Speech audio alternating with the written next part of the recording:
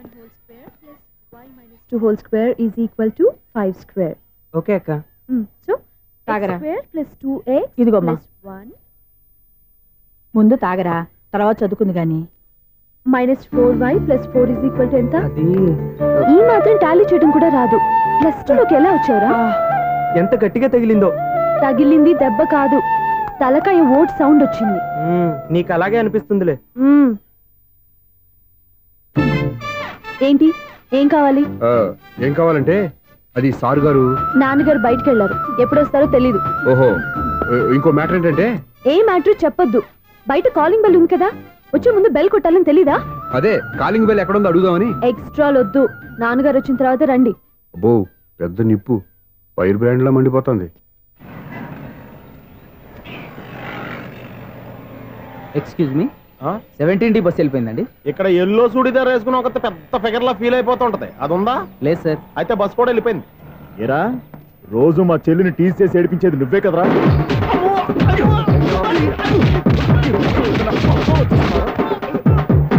నల్లనాయాల ఇంకోసారి నా చెల్లి జోలికి వచ్చావా చంపేస్తా, జాగ్రత్త. ఫోన్లే కదా అని మాట సాయం చేస్తే దెబ్బలు తినాలా, అందుకే ఈ రోజులు ఎవడో సాయం చేయట్లా. బాగా కుమ్మినట్టున్నారు. వద్దన్నా మొహమాట పడి గట్టి కుమ్మేరు. బస్ వచ్చింది పద. చిల్లర ఉన్న వాళ్ళే ఎక్కండి, చిల్లర ఉన్న వాళ్ళే ఎక్కండి. నీ దగ్గర ఉందా? లేకగా మరి లేకుండా నువ్వెందుకు ఎక్క? దిగా. Right right. నువ్వు ఉండే ఈయంతో గొడవ ఏంటి? అబిడ్స్ టికెట్లు ఇవ్వండి.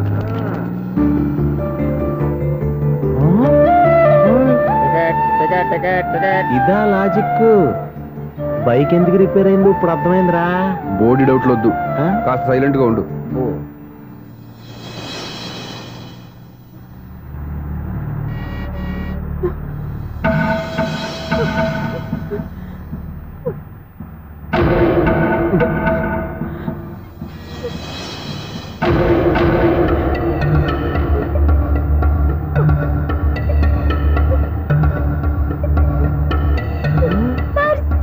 అయ్యో నా పర్స్ పోయింది, నా పర్స్ పోయింది. కండక్టర్ బస్ ఆపండి ప్లీజ్, బస్ ఆపండి. డబ్బులున్నాయా పర్సులో? పర్సులో డబ్బులు లేకపోతే కూరగాయలు ఉంటాయా? చాలా డబ్బుంది, ఇలా చేత్తో గట్టిగా పట్టుకున్నాను, ఇంతలోనే ఎవడు లాగేశాడు. నువ్వేం టెన్షన్ పడకమ్మా, ఒక్కొక్కళ్ళ కిందకి దింపి చెక్ చేసి నీ పర్సు నీకు ఇస్తాను. అప్పారా బస్ రారా, అమ్మాయి చెక్ చేయండి. రా నువ్వు ఇట్రా. కండక్టర్ గారు ఏంటమ్మా? ఒకసారి ఆ బ్యాగ్ చెక్ చేయండి. ఇదే నా పర్స్.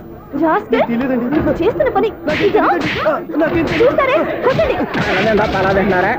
వావ్, అమ్మాయి టైమింగ్ టైమింగ్. ఈ అమ్మాయి క్యారెక్టర్ నాకు బాగా నచ్చేసింది. నాకు అస్సలు నచ్చలేదు. ఒక మగోడిని మగోళ్ళ చేత కొట్టించేస్తుందా? అదే కదా డైనమిజం అంటే. ఎలాగైనా అమ్మాయి ఇంట్లో అడుగు పెట్టాల్సిందే. బాబు ఎవరో అమ్మాయి మీద చేయొస్తేనే బస్సులో బంతాట ఆడేసుకుంది. నువ్వు డైరెక్ట్ గా ఇంట్లో కాలెట్టే వరకు కన్సెషన్ కింద ఒక్క కాలు కూడా మిగలదు. ఒక కాలు పోయినా పర్లేదు, అడుగు ముందుకే ఆమె ఇంటికే.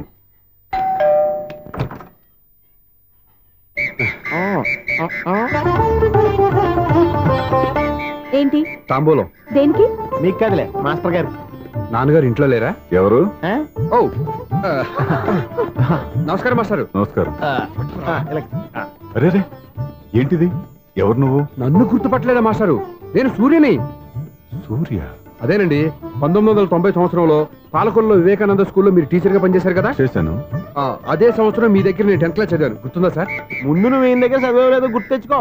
రేయ్, ఆలు గుర్తున్నంత కాలం వాటిని దిద్దించిన మాస్టర్ని ఎవరు మర్చిపోర్రా? మరి నేను మర్చిపోయానే. నువ్వు గురుద్రోహివి, దేశద్రోహివి, నీకు నాకు తేడా లేదంటరా. అప్పట్లో నేను బాగా పూర్ స్టూడెంట్ మాస్టర్. మీరు ఒక దెబ్బ కూడా కొట్టకుండా ఓపిక్గా దారిలో పెట్టారు, అందుకే ఫస్ట్ క్లాస్ లో పాస్ అయ్యాను. ఓ పెద్ద కంపెనీలో జనరల్ మేనేజర్ అయ్యాను. ఇప్పుడు కూడా నన్ను గుర్తుపట్టలేదా మాస్టరు? అది ప్రతి సంవత్సరం ఎంతో మంది స్టూడెంట్స్ చదువుతుంటారు, పాస్ అయ్యి వెళ్ళిపోతూ ఉంటారు. అందులో నిజమే, జైలుకి ఎంతో మంది ఖైదీలు వస్తుంటారో పోతుంటారో, అందులో ఎంతమందిని జైలు గుర్తు పెట్టుకుంటాడో. అదే బుద్ధిగా బడిలో కూర్చొని చదువుకున్న వాడికి, బడెగ్గొట్టి బీడీలు తాగడం నేర్చుకున్న వాడికి ఉన్న తేడా.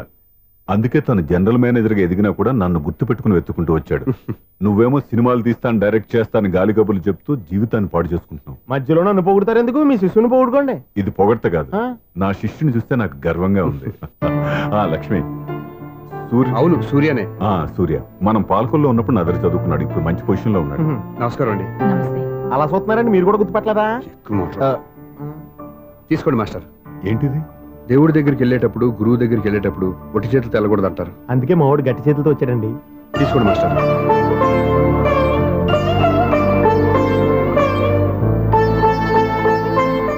ఏంటండి ఇది? గంపెడు పూల కంటే భక్తితో ఇచ్చే ఓ గడ్డి పువ్వు గొప్పది. నువ్వు ప్రేమతో ఇచ్చిన ఈ 1 రూపాయి నాకు 1 కోటి రూపాయలతో సమానం. స్వప్న, లోపల పెట్టమ్మా. ఈ పూలు మీరు పెట్టుకోండి.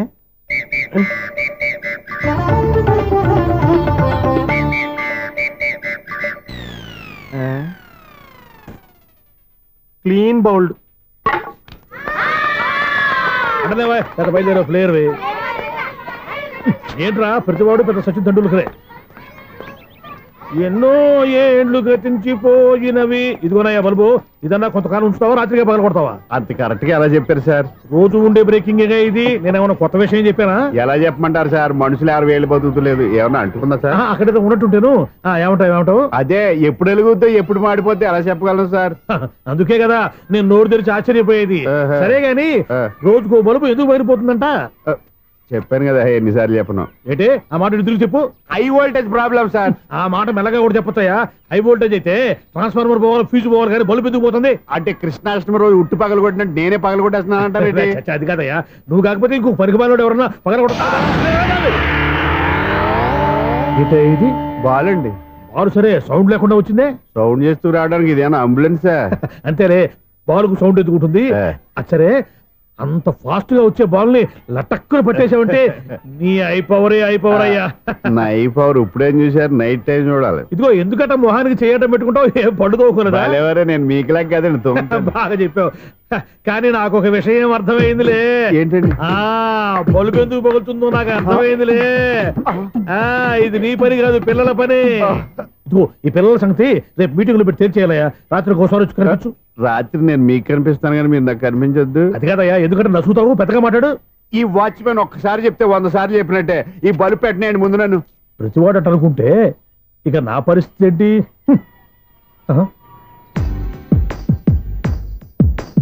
కన్నుల బాసలు తెలియవులే, కన్నెల మనసులు ఎరుగములే. ఒకవైపు చూపి మరువైపు దాచగ అద్దాల మనసు కాదులే. చేతులు సంద్రాన్ని మూయలేవులే, ఇది అద్దాల మనసు కాదులే. చేతులు సంద్రాన్ని మూయలేవులే. గాలి వీచి ఆకురాలిన కొమ్మ గురుతులు చెరగవులే. దెబ్బలెన్ని తిన్నగాని మనసు మాత్రం మారదులే. ఒక పరిమగుమా చూడగనే కలిగే జగతను ఎరుగదులే. అనుదినము ఇక కనిపించే యువకుల మనసులు తెలియవులే. సౌండ్ లేకుండా చూసుకున్న చాలు, ఇక దయచేయండి. అరే జావో నాజీ, ఊరికే చూసుకోకపోతే ఏదైనా ఒక పాట పాడుకోవచ్చు కదా.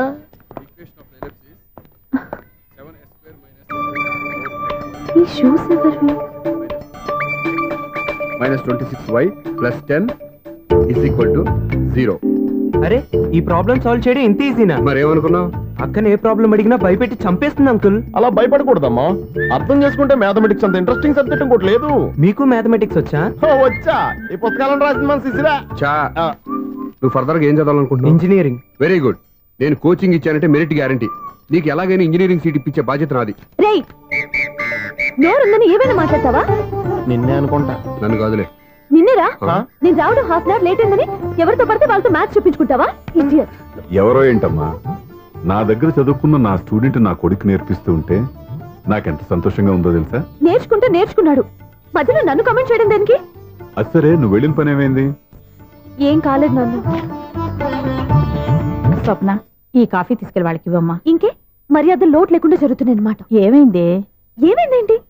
అతను ఎవరో ఏంటో పూర్తిగా తెలుసుకోకుండా గడపలోకి ఎందుకు రానివ్వాలి? ఎవరో ఏంటి, మీ నాన్నగారు స్టూడెంట్ అని చెప్పాడు కదా. మనిషి మంచివాడు, మర్యాదస్తుడు. పైగా మన కుటుంబం అంటే. చాలు చాలు ఈ ఉపన్యాసాలు. వెళ్ళి కాఫీ సమర్పించుకో. నీకు ఈ మధ్య పిచ్చికోపం ఎక్కువైంది. పిచ్చి నాకు కాదు, నీకు పట్టింది. అతని మంచి మర్యాద ఏంటో ఆ దొంగ చూపుల్లోనే తెలుస్తోంది. కాఫీ థ్యాంక్స్ అండి. తీసుకో బాబు. ఏంటంటే స్వప్న కోపం కాఫీ కన్నా వేడిగా ఉన్నట్టుంది. అది కోపం కాదు, జాబ్ కోసం ఇంటర్వ్యూకి వెళ్ళింది. రిజల్ట్ ఫేవర్ గా రాకపోయేసరికి అప్సెట్ అయింది. స్వప్న జాబ్ కోసం ట్రై చేస్తుందా? బాబాయ్ అంత రియాక్షన్ అవసరం. ఈ ఓవర్ యాక్షన్ ఆపు. ఓకే, అసలు ఈ విషయం నాకు ముందే చెప్పొచ్చుగా. మా సమస్యలు నీకెందుకు చెప్పటం అని. అదేంటి సార్, మీ సమస్యలు నా సమస్యలు కావా? నేను మాస్టర్ అనే గౌరవంతో మీకు ఎంత దగ్గర అవుదాం అనుకున్నా, మీరు మాత్రం నన్ను దూరంగానే ఉంచుతున్నారు. అచ్చి బాబోయ్, ఈ సెంటిమెంట్ మీద ఎక్కువ వర్కౌట్ చేస్తున్నాడు. ఒరేయ్, మా అమ్మాయికి ఉద్యోగం కావాలి, ఒక మంచి ఉద్యోగం చూసి పెట్టాలని ఒక్క మాట ఆర్డర్ వేసుంటే నిమిషాల్లో వెళ్ళి క్షణాలు ఉద్యోగం సంపాదించేవాడిని. నీకెందుకు అనవసరంగా ఇబ్బంది? మీరు ఇంకేం మాట్లాడదు, నన్ను ఆశీర్వదించి పంపించండి. స్వప్నకు ఉద్యోగం గ్యారెంటీ. ఇదిగోండి సార్, అపాయింట్మెంట్ ఆర్డర్. ఇంత త్వరగా ఉద్యోగం ఎలా సంపాదించావయ్యా? అది సాఫ్ట్వేర్ కంపెనీలో ప్రోగ్రామర్ గా నెలకు 25,000 జీతం. 25,000? సార్ చూసారా, మీరు ఒక్క ఆర్డర్ వేసారో లేదో, బాబాయ్ హోటల్ నుంచి ఇడ్లీ తెచ్చాను, ఈజీగా జాబ్ తెచ్చాడు. అదే ఎలా సంపాదించాడా అని. నా సర్కిల్ లో హైలీ ఇన్ఫ్లుయెన్స్డ్ ఫ్రెండ్స్ ఉన్నారు. అవునండి, నా అలాంటి వాళ్ళు చాలా మంది ఉన్నాం. ఈ శుభ సందర్భంలో నీ గురించి ఎందుకయ్యా? పోనీ అన్న విశాల సమయం కేటాయించండి నా కోసం. నువ్వు ఉండరా సార్, రేపు పొద్దున 9 గంటలకల్లా అపాయింట్మెంట్. నేను ఆఫీస్ దగ్గర వెయిట్ చేస్తుంటాను. స్వప్న అక్కడికి వచ్చేయమనండి, ఆఫీస్ లో జాయిన్ చేసి వెళ్ళిపోతాను. ఉండు బాబు, వస్తానండి. కాఫీ తాగి వెళ్దు గాని. కాఫీ ఏంటండి, రేపు డైరెక్ట్ గా భోజనానికి వచ్చేస్తాను. చూసారా, కప్పుతో పోయిదాన్ని కంచం దాకా తెచ్చేసుకున్నాడు మావాడు. నువ్వు రారా.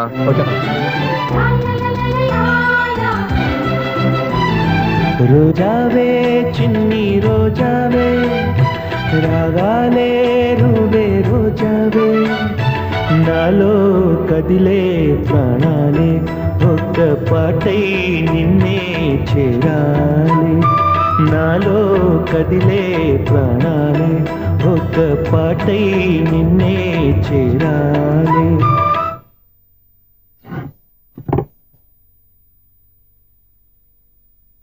అన్నం పెట్టనా? రామా కూర్చో.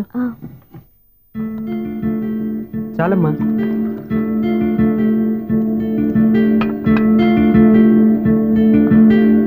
నాన్న, ఏంటమ్మా? మీతో ఒక విషయం చెప్పాలి. ఏమీ అనుకోరుగా? చెప్పమ్మా. ఈ జాబ్ చేయటం ఎందుకో నాకు ఇష్టం లేదు.